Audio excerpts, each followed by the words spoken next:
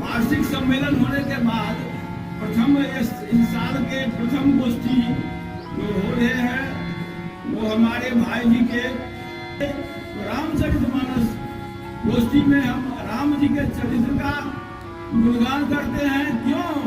जिसका हम गुणगान करते हैं, उनकी कथा सुनते हैं ना, तो उसका छाप कुछ न कुछ पड़ता है।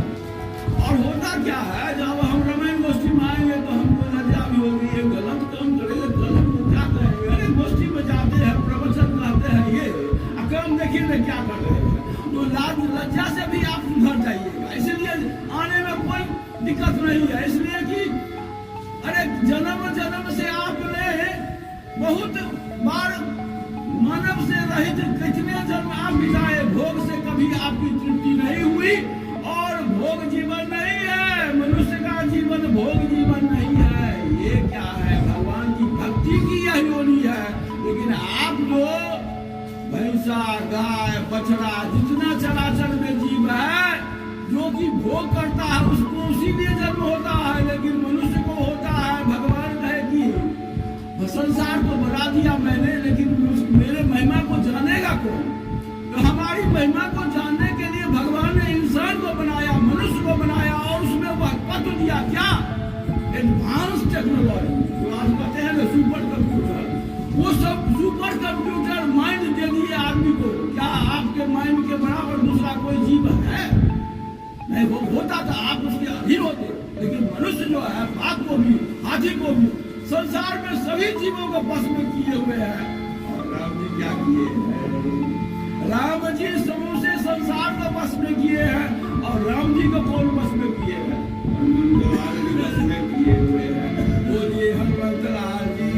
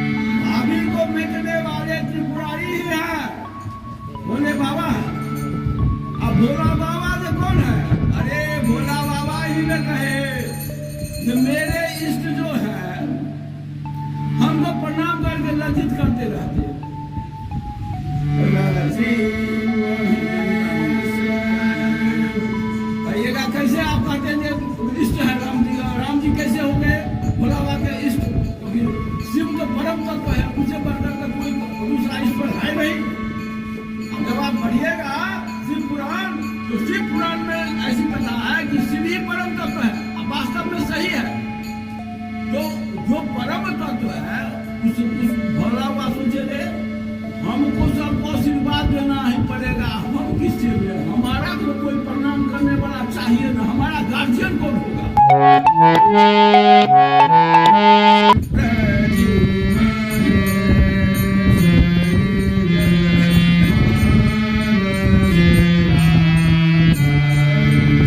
कल्पना,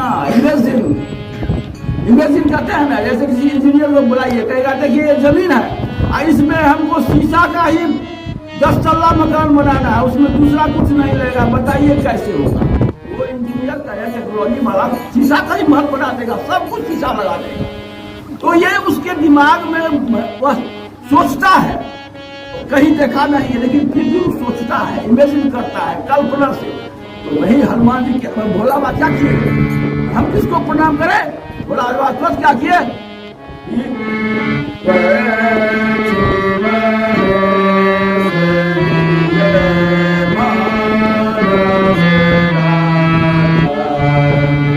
अपने मन में कल्पना किए। शिवपुराण में मैंने पढ़ा है, मैं अपने मन से कोई भी एक भी बात मैं अपने तरफ से नहीं बोलता हूँ, मिर्चाई लगा करके और नमक तेल डाल के मसाला बना करके जो भी बात कहता हूँ वो सिद्धांत के अंदर कहता हूँ, शास्त्र के अंदर कहता हूँ, रामायण और पुराण के अंतर्गत कहता हूँ।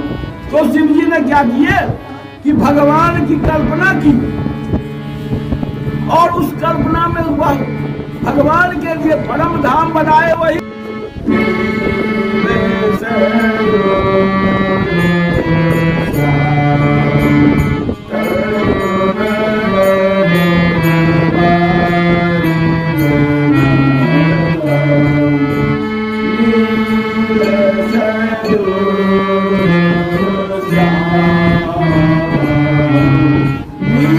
कल्पना कैसे किया कि हमारा मालिक का कैसा रंग होना चाहिए, सुन लीजिए। तो सोचे कि दोनों रंग रखे भगवान को, तो आकाश को देखो, बहुत अच्छा लगता है, स्वच्छ आकाश जो है नीला, बस कल्पना कर ली हमारे स्वामी जो होंगे जिनको हम प्रणाम करेंगे वो नीले आकाश का उनका रंग हो जाएगा। भगवान क्या किए, नील के रंग में भगवान को उन्होंने कल्पना की, राम जी को बैठाए। तरुण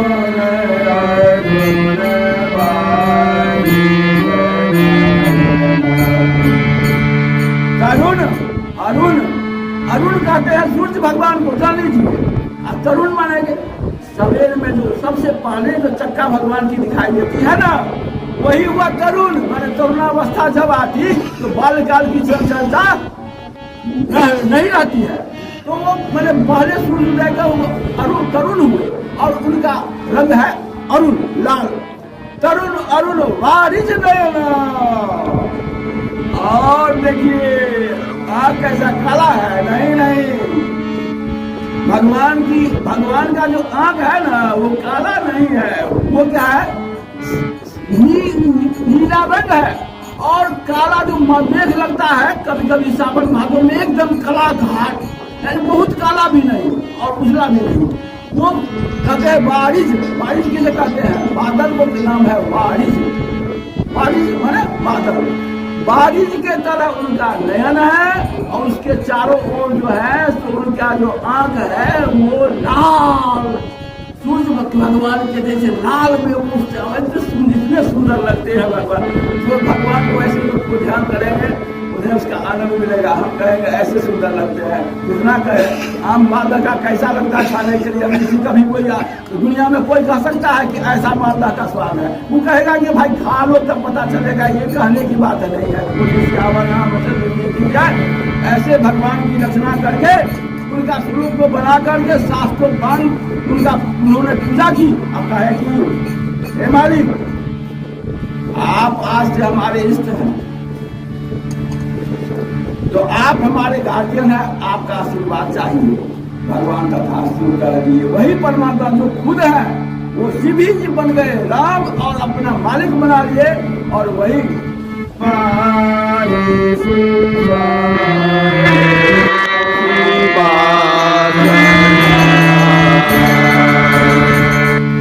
हम कहीं और से नहीं कर रहे हैं, पर ऐसी बात है। बोलिए श्याम रामचंद्र जी की जय। इसी के साथ सभी संतों की जय।